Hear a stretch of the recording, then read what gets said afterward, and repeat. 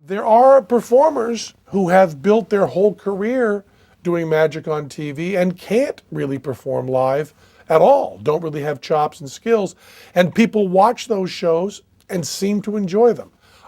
I don't think it's magic. I don't think it's valid. And not because they're doing camera tricks, which they are, and not because they're using plants, which they are, and not because they're using editing tricks, which they are. The problem is simply that what you've seen on that screen, what you're competing with. I mean, once you've shown Avatar on video, what does sleight of hand mean? It means nothing. And you can't keep telling people, we're not cheating. No, honest, we really mean this. What does that matter when your job is to lie? You know, the most amazing trick I could ever do for you is to be from one place to another place instantly, and that's done about 3 times a minute on every TV show, even the news. So I don't think you can do that. Whereas in a theater, Teller and I don't have to spend a moment saying, we're not using camera tricks, because what we're doing there in that room is following the rules of physics and the rules of time that you've dealt with since birth. And that makes it bypass a certain kind of intellect that makes it fascinating to me. That's what I think. But there are many people that watch Criss Angel and go, oof, that's a magic trick. You know, it's not to me, but they go, ooh, it is. So they're not wrong. They just, you know, have a different perception of what video does than I do. I mean, there are people that'll watch things on Chris's show that to me are crystal clear how they're being done.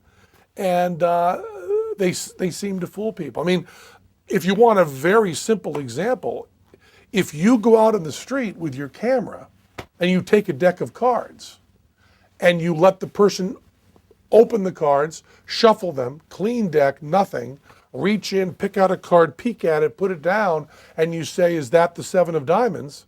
If you go out on the street in New York and do that for 2 hours, eventually you'll be right. You know, you don't have to do any other cheats other than editing.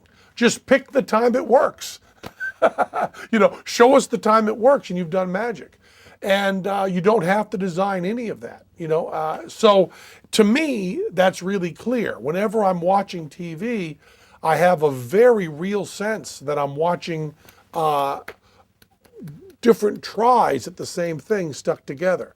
And with that sense in my heart, with my sense in my heart that when you're watching De Niro do a take, that he might have done that 15 times, it's very different for me than watching an actor in the theater that I know is going directly into what he's doing now from what he did 10 minutes ago, because we were both in the room in real time. I think it's an entirely different thing, but most people don't. Well, every night. I mean, I would say 100% of the time. It all depends on your definition of flubbed. You're always wanting to be a little better. One of the great things, Michael Goudeau, who's the head writer on Bullshit and also a juggler in the Lance Burton show, Michael Goudeau said that variety arts were for people who watched the movie Groundhog Day and thought it looked like a good thing. It's wonderful to do things over and over again and be able to do them right, and you're always striving to do them better. We have had tricks not work. We've had embarrassment with that, not often. But the thing I'm most proud of in my career is that in 35 years of doing shows, not Teller, not me, but as importantly, no one that works with us has ever been injured seriously. And by seriously, I mean hospital overnight. You know, you're allowed to cut yourself. You can do that. You know, you can, within my morality, you can even break a bone. We haven't had that happen, but within my morality, you can. But people who get badly injured in show business, that's wrong. And the idea of doing stuff that's really dangerous is, to me, distasteful. The idea of magic and performance is to celebrate life and health. And when you do a movie that is supposedly full of violence, the representation of violence, and no one gets hurt, that's a celebration of everything beautiful. When you do a movie or a performance where someone really does get hurt, uh, it's in a certain, artistically, it's a violation of humanity. I don't know about this trend that David and Chris do, where they do stuff that is supposed to convince people they really hurt themselves or that they're really suffering. That to me is not beautiful. I'm not interested in that.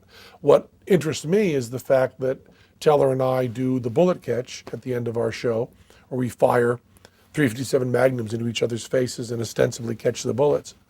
And saying that that's a trick and bragging that we've never been hurt and bragging that we can't be hurt because it's such a good trick, to me is beautiful.